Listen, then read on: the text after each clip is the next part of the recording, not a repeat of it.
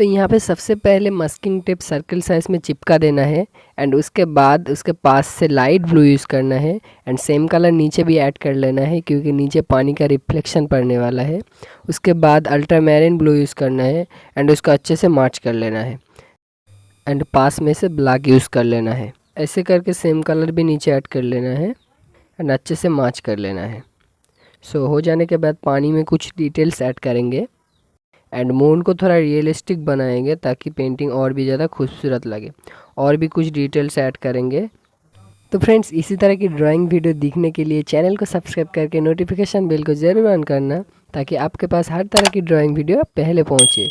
सो आपसे मिलते हैं नेक्स्ट वीडियो में, तब तक के लिए बाय बाय।